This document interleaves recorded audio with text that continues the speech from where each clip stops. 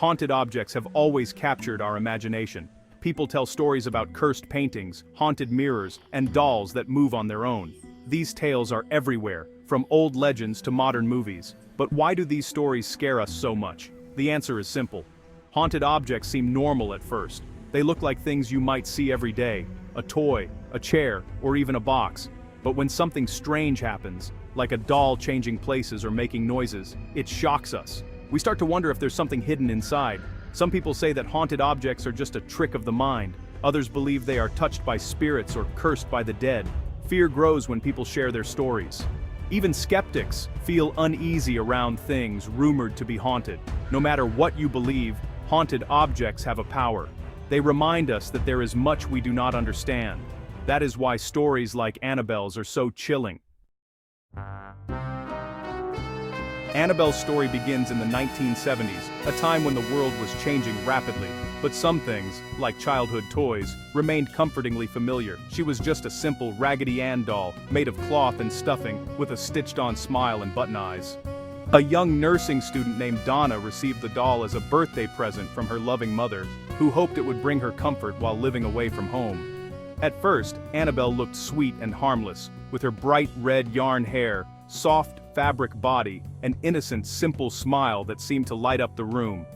Donna took Annabelle to her small apartment, where she lived with her close friend Angie, and placed the doll on her bed as a cheerful decoration. But soon, both women began to notice strange and unsettling things happening around them. The doll seemed to move on its own, shifting positions when no one was watching, as if it had a life of its own. Sometimes Annabelle would mysteriously appear in different rooms, sitting on the couch one moment and then found on a shelf or in the hallway the next, even though no one had touched her. Even more disturbing, small notes began to appear around the apartment, written in a childlike scrawl, with messages like, "Help me" or "Save us," leaving Donna and Angie deeply unsettled. At first, Donna and Angie tried to laugh it off, thinking it was just a prank or maybe one of their friends playing tricks on them. But things quickly got worse. One day, they found what looked like drops of blood on the doll's hands and chest, a chilling sight that made them realize something was terribly wrong. The situation escalated when Annabelle attacked a friend named Lou, leaving him shaken and terrified after a violent encounter he couldn't explain. It was then that Donna and Angie realized this was no ordinary prank or coincidence. Something truly sinister was happening. The doll, once a symbol of comfort, now radiated an ominous presence that filled the apartment with fear. Terrified and desperate for answers, Donna reached out for help, hoping someone could explain the terrifying events. She contacted a local priest, who came to bless the apartment and try to rid it of whatever dark force seemed to be attached to Annabelle. That's when the Warrens, Ed and Lorraine, famous paranormal investigators known for their work with haunted objects, got involved in the case. They would soon uncover Annabelle's dark secret, and the doll would become one of the most infamous haunted objects in history.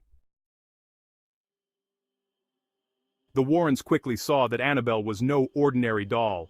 Ed and Lorraine Warren believed that a spirit was attached to her, but it wasn't the spirit of a little girl, as some thought.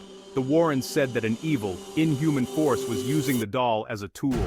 They explained that the spirit wanted to possess a human, not just the doll.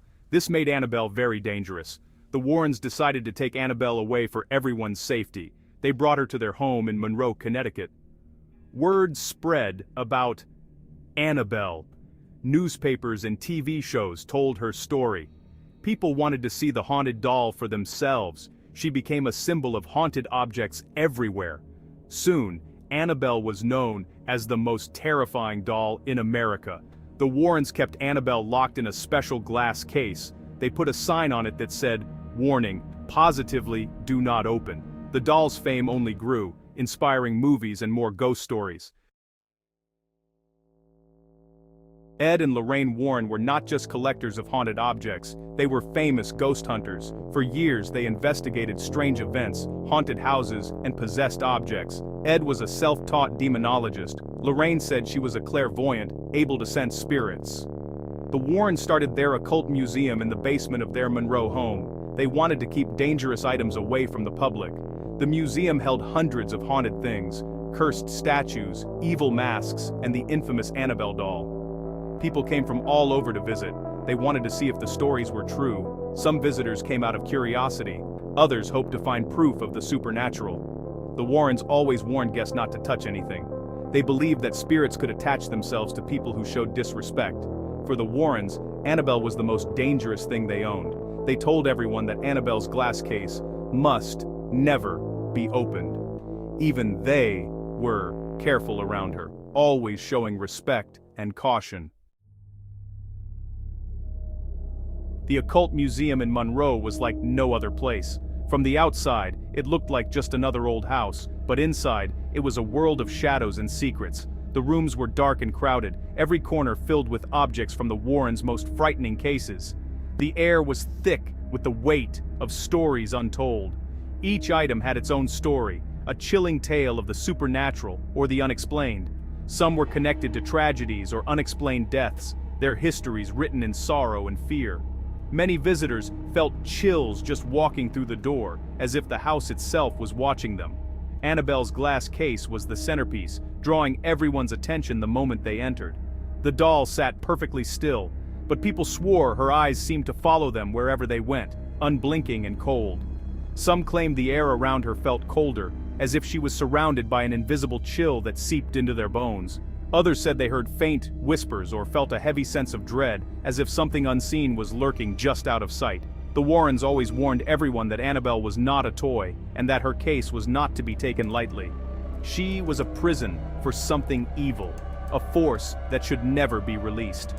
Over the years, hundreds of people walked through the museum, each one hoping to catch a glimpse of the unknown. Some came to face their deepest fears, hoping to prove their bravery in the presence of the supernatural. Others wanted to prove it was all fake, convinced that the stories were just clever tricks and old legends. But the museum had strict rules, posted everywhere for all to see. No one was allowed to touch Annabelle, no matter how curious or brave they felt. Disrespecting the doll, the Warrens said, could bring bad luck, or something far worse, a warning that sent shivers down many spines. Despite the warnings, not everyone listened. Some visitors couldn't resist testing the limits. Some joked and laughed at the exhibits, making light of the stories and daring each other to get closer. But one visitor, in particular, would soon learn the hard way what it truly meant to mock Annabelle, and that some warnings are given for a reason.